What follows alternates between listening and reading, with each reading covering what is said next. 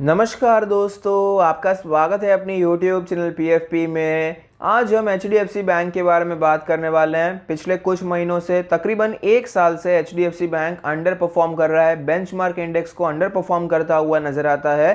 तो सब लोग वेट कर रहे थे रिजल्ट्स आएंगे, रिजल्ट्स अगर अच्छे आते हैं तो स्टॉक में तेजी आ सकती है।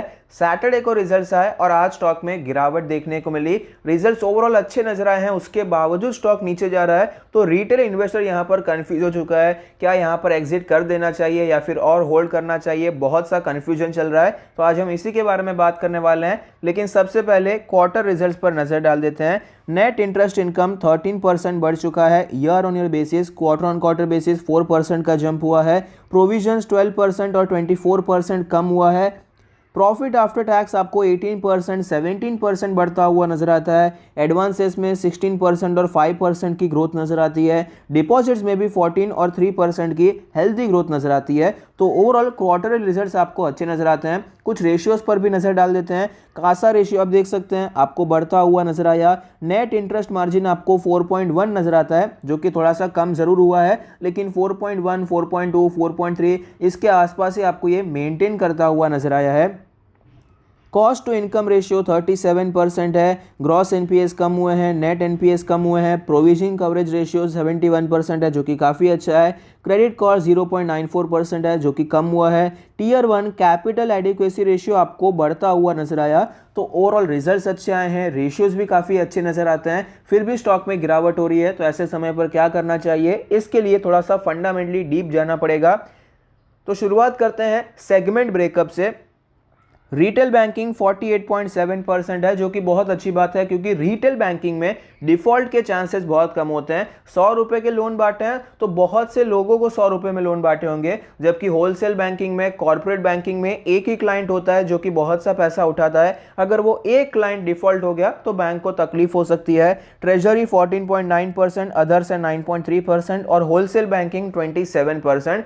तो HDFC बैंक हमेशा से आपको रिटेल बैंकिंग पर ज़्यादा फोकस करता हुआ नजर आया है, लेकिन उनका फोकस फिलहाल थोड़ा सा होलसेल बैंकिंग की तरफ जाता हुआ नजर आया। ये एक यहाँ पर मार्केट को शायद पॉजिटिव नहीं लग रहा होगा। पिछले 5 सालों में जो भी बैंक होलसेल बैंकिंग पर ज़्यादा फोकस करते थे, सबको तकलीफ देखने को मिली है, सब में आपको प्रॉब्लम्स देखने को मिली है। तो HDFC बैंक ने ये अपॉर्चुनिटी की तरह लिया, जो भी पास्ट में हुआ है वो वर्ष हो चुका है, अब आपको होलसेल बैंकिंग में कुछ बेहतर अपॉर्चुनिटीज मिलेगी, ऐसा HDFC बैंक का मानना है। और वो थोड़ा सा होलसेल बैंकिंग में बेट ले रहे हैं, वहां पर थोड़ा सा एक्सपोजर उन्होंने बढ़ा दिया है। तो ये एक अच्छा खासा चेंज यहाँ पर देखने को मिला। उनका फोकस अभी भी रिटेल बैंकिंग पर है, वो एकदम जीरो नहीं करने वाले, बहुत कम नहीं करने वाले। ऑफ कोर्स रिटेल बैंकिंग में तो है ही, लेकिन होलसेल बैंकिंग में एक्सपोजर उन्होंने थोड़ा सा बढ़ा दिया है। ये एक चेंज यहां पर हमें नजर आया है पिछले कुछ समय में। ऑपरेटिंग प्रॉफिट ब्रेकअप के बारे में बात करें तो होलसेल बैंकिंग से 57% का ऑपरेटिंग प्रॉफिट ब्रेकअप है। यही वो रीजन है कि ज्यादातर जो बैंक्स थे होलसेल बैंकिंग पर फोकस करते थे, क्योंकि यहां पर पैसा कमाना ईजी होता है। रिटेल बैंकिंग में क्या है, रिटेल बैंकिंग में 20.3% का इनका ऑपरेटिंग प्रॉफिट है, ट्रेजरी 22.7%। रिटेल बैंकिंग से अगर प्रॉफिट कमाना है तो आपको बहुत जगह पर बहुत सारे ब्रांचेस ओपन करने पड़ते हैं, तो ऑफकोर्स वो फ्री में ओपन नहीं होते हैं, उसमें बहुत सारा खर्चा होता है। जबकि होलसेल बैंकिंग में क्या है, ज़्यादा ब्रांचेस की जरूरत नहीं है, कनेक्शंस होने चाहिए। बाकी एक आध क्लाइंट से भी आपको इतना अच्छा खासा रेवेन्यू आ जाता है कि पर जो ब्रांच होता है कॉस्ट आपको बहुत ही ज़्यादा कम हो जाता है। तो ये एक रीज़न है कि सब लोग यहाँ पर आपको फोकस करते हुए नजर आते हैं। लोकेशन वाइज ब्रेकअप 99.4% इंडिया से, रेस्ट ऑफ द वर्ल्ड से 0.6% है। शेयर होल्डिंग पैटर्न के बारे में बात करें, टोटल प्रमोटर होल्डिंग है 25.8%, ये लेटेस्ट डेटा है। म्यूचुअल फंड ऑलमोस्ट 15%, DIIs 8% और FIIs 37%। रिटेल कैटेगरी में ऑलमोस्ट है 14% का हिस्सा। फाइनेंशियल ट्रेंड के बारे में बात करें तो इतनी बड़ी कंपनी होने के बावजूद, इतना बड़ा कारोबार होने के बावजूद आपको बहुत अच्छी ग्रोथ नजर आती है। 2018 से करके 2021 में रेवेन्यू आपको 50% से ज़्यादा जंप होता हुआ नजर आया। इतनी बड़ी कंपनी होने के बावजूद आपको एक अच्छी ग्रोथ नजर आई, प्रॉफिट में भी वो ग्रोथ हमें रिफ्लेक्ट होती हुई नजर आती है। एनालिस्ट के रेटिंग के बारे में बात करें, 42 एनालिस्ट ने स्टॉक को कवर किया, जिसमें से 90% का मानना है शेयर ऊपर जा सकता है। हायर साइड पे 2223 का टारगेट बताया जा रहा है, जो कि 43% ऊपर है। मीडियन 2000 के भी ऊपर है, 31% का जंप बताया जा रहा है। और लोअर साइड पे तो देखिए 1498 का टारगेट है, सिर्फ 3% का डाउनसाइड पॉसिबिलिटी एनालिस्ट के हिसाब से दिखाई पड़ता है। और ये रिजल्ट है, उसके बाद भी जितने भी एनालिस्ट ने स्टॉक को कवर किया है, मैक्सिमम एनालिस्ट ने स्टॉक को 1900 के ऊपर के टारगेट दिए हैं। और कुछ ऐसे भी एनालिस्ट हैं जिसने 2100 के भी स्टॉक को टारगेट दिए हैं। तो एनालिस्ट तो यहां पर बुलिश नजर आते हैं। 8.5 लाख करोड़ की दिग्गज मार्केट कैप है, 1521 का लास्ट ट्रेड प्राइस है, जो कि आज 1.53% नीचे गया है। पीई रेशियो 23.76 है। बैंकिंग को जब एनालाइज करते हैं, प्राइस टू बुक रेशियो ज़्यादा इंपॉर्टेंट होता है। तो एचडीएफसी बैंक का प्राइस टू बुक रेशियो 4 है, जो कि ओवरऑल प्रीमियम साइड पे है। अगर आप कुछ ही बैंक्स हैं जो कि 4 के पी रेशियो के आसपास ट्रेड करते हैं, जैसे कि एचडीएफसी हो गया या फिर कोटक हो गया, बाकी सारे बैंक्स आपको 3 के नीचे के पीबी रेशियो पे ट्रेड करते हुए नजर आते हैं। लेकिन क्वालिटी है, इसलिए कई सालों से ये प्रीमियम वैल्यूएशन पे रहता है अपने पीयर्स के हिसाब से। स्टॉक के चार्ट पर हमें क्लियरली पता चलता है कि 1700 के लेवल से स्टॉक में गिरावट देखने को मिली। स्टॉक हमें 1400 तक आता हुआ नजर आया, वहां पर सपोर्ट लिया, फिर तेजी देखने को मिली, 1550 पे रेजिस्टेंस लिया, फिर से स्टॉक हमें नीचे आता हुआ नजर आता है। फिलहाल ये स्टॉक अपने 20 डेज के मूविंग एवरेज के ऊपर है। मूविंग एवरेज बहुत ही ज़्यादा नज़दीक हो चुके हैं, 100 और 50 के नीचे चल रहा है, 200 के ऊपर चलता हुआ नजर आता है। डेली आरएसआई 51.08 है। फिलहाल आप देख पाएंगे यहाँ पर हमें गिरावट देखने को मिली और स्टॉक स्ट्रगल करता हुआ नजर आता है। आज तेजी देखने को मिली थी, लेकिन 1550 के ऊपर जैसे ही गया, रिजेक्शन हुआ और स्टॉक हमें नीचे आता हुआ नजर आया। वीकली चार्ट के बारे में बात करें तो वीकली चार्ट पर हमें नजर आता है, जब भी स्टॉक में गिरावट हुई है, 50 वीक्स का moving average as a strong support नजर आता है और वहां से बाउंस बैक नजर आता है। लेकिन इस बार 2021 में ऑलरेडी ये 2 बार तो टेस्ट हो चुका है ये लेवल, और वहां से तेजी देखने को मिली है। तीसरी बार भी आपको 2021 में ये लेवल दिखाई पड़ा।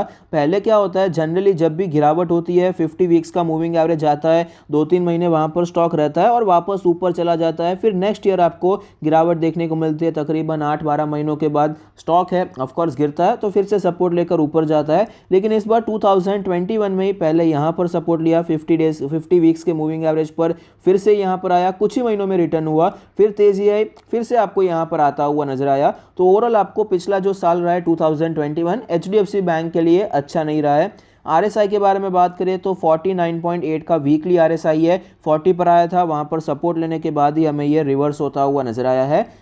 2021 में जैसा कि मैंने कहा, एचडीएफसी बैंक ने अच्छा परफॉर्म नहीं किया, लेकिन पूरे अगर बैंकिंग सेक्टर को देखेंगे, सिर्फ 2 बैंक ने अच्छा परफॉर्म किया है, वो है आईसीआईसीआई बैंक और एसबीआई। बाकी जितने भी बैंक हैं सभी आपको अंडर परफॉर्म करते हुए नजर आते हैं।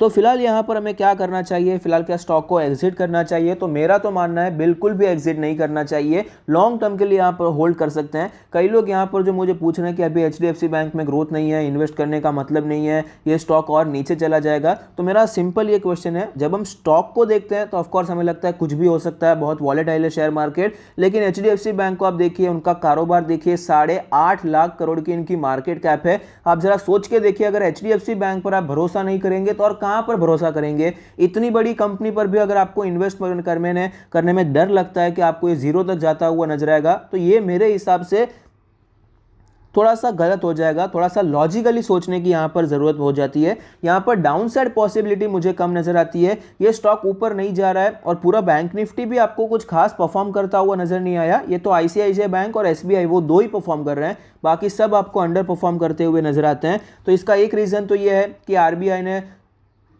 जो क्रेडिट कार्ड डिस्बर्स करने से मना कर दिया था, वो रिसेंटली उन्होंने पार्शियली बैन को लिफ्ट किया है। अभी तक पूरा जो डिजिटल लॉन्चेस हैं एचडीएफसी बैंक नहीं कर पा रही है, ये एक रीज़न है। और बाकी भी मेन रीज़न मैंने आपको कई बार बताया कि आईसीआईसीआई बैंक में फंड्स जा रहे हैं, उसका रीज़न है कि आईसीआईसीआई बैंक बहुत ज़्यादा अंडर वैल्यूड हो गया था चंदा कोचर के मामले की वजह से। बुक्स अभी वापस ठीक हो गई है, वापस ग्रोथ आ चुकी है। तो आईसीआईसीआई बैंक एचडीएफसी बैंक के लेवल वाली बैंक है, तो उसका वैल्यूएशन इतना सस्ता था कि वो ऊपर आ रहा है, वो अपने सही वैल्यू पर आ रहा है, इसलिए वहां पर आपको तेजी देखने को मिल रही है। सारा फंड्स वहां पर जा रहा है और दूसरे बैंक्स में आपको इतना ज्यादा तेजी नजर नहीं आता। ये मेरे हिसाब से मेन रीजन है। बाकी आपका मानना टोटली अलग हो सकता है। आपका क्या व्यू है मुझे कमेंट बॉक्स में जरूर बताइए। और आज जो स्टॉक में गिरावट हुई है उसके बारे में बात करें तो रिजल्ट के बाद स्टॉक में जो मूवमेंट आता है 1-2 दिन के लिए हमें यहां पर थोड़ा सा सोच लेना चाहिए, क्योंकि बहुत सी पोजीशंस ओपन होती है, long position, short positions open होती है, आपको वॉलेटिलिटी देखने को मिलती है। इन्फोसिस में आपने देखा होगा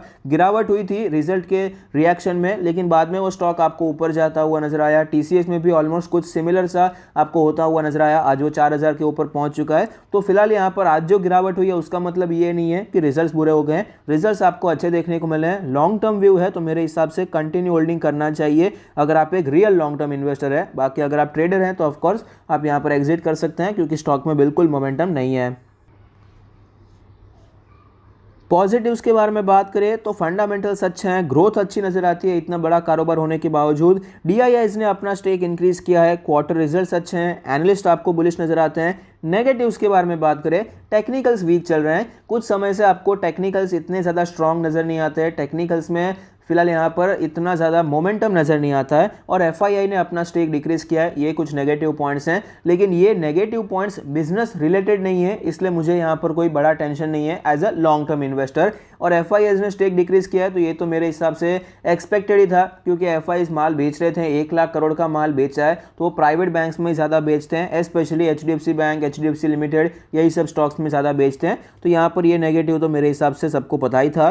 तो शॉर्ट टर्म के लिए क्या करना चाहिए, वीक है अवॉइड करना चाहिए। मिड टर्म के लिए खरीद सकते हैं, लेकिन यहाँ पर मेरा पर्सपेक्टिव फिलहाल के लिए ट्रेडिंग वाला बिल्कुल नहीं है, क्योंकि मोमेंटम नहीं है, कुछ सेटअप नहीं है, स्टॉक एकदम शांत हो गया है। ट्रेडिंग रिलेटेड तो एकदम अवॉइड कर रहा हूँ फिलहाल के लिए। लॉन्ग टर्म के लिए अगर बात करें तो ये मेरे हिसाब से अच्छी अपॉर्चुनिटी है कि यहाँ पर धीरे धीरे आप एक्यूमुलेशन करने के बारे में सोच सकते हैं। अपने जो एलोकेशन है उसको ध्यान में रखते हुए ओवर एलोकेशन कहीं पर भी नहीं करना है, लेकिन एक अच्छी अपॉर्चुनिटी है। थोड़ी थोड़ी छोटी छोटी क्वांटिटीज में आप यहाँ पर एक्यूमुलेट कर सकते हैं। लॉन्ग टर्म इन्वेस्टिंग के बारे में आप सोच सकते हैं।